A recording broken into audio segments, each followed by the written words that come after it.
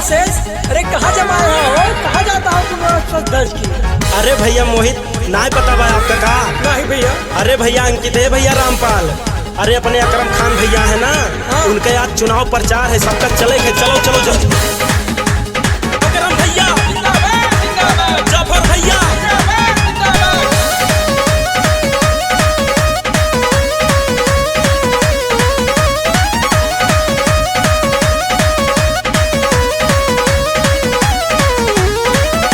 कि हमारे अकरम भैया हो, हमारे अकरम भैया कन्हैया के अभिमान बाड़े, आन बान शान बाड़े हो।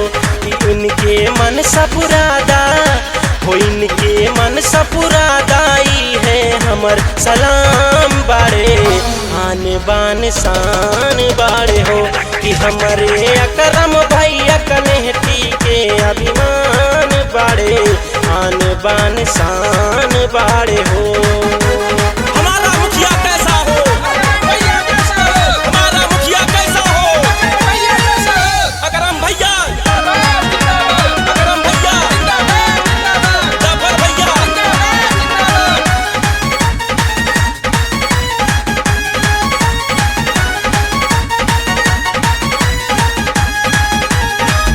जाफर खान के बाद है कहानावा, फिर से बनादा हमरे भैया के प्रधानवा। जाफर खान के बाद है कहानावा, फिर से बनादा हमरे भैया के प्रधानवा।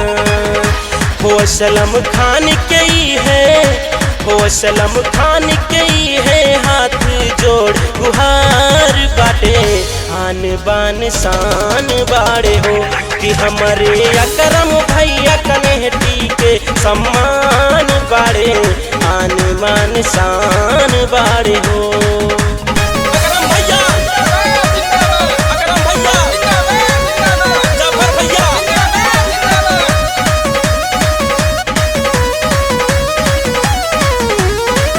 मौजामा विकास कैके मार ले हो चौका, केहू के शिकायत के दे लेना ही मौका। मौजामा विकास कैके मार ले हो चौका, केहू के शिकायत के दे लेना ही मौका। हो एहसान चाचा के, हो एहसान चाचा के आप पे गुमान बाटे, आन बान शान बाड़े हो। कि हमारे अकरम भैया कन्हैया के अभिमान बाड़े, आन बान शान बाड़े हो।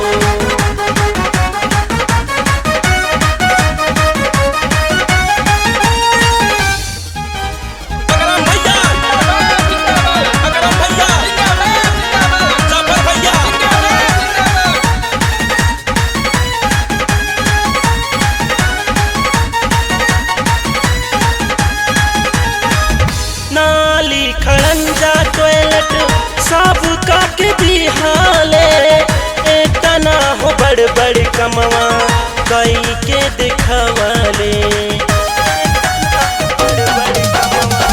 नाली खड़ंजा टॉयलेट सब का के बिहाले, इतना हो बड़ बड़ कमवा कई के दिखवाले। गवैया शेष सुरीला, गवैया शेष सुरीला के ही है अरमान बाड़े, आन बान शान बाड़े हो। कि हमारे अकरम भैया कन्हैया के अभिमान बाड़े, आन बान शान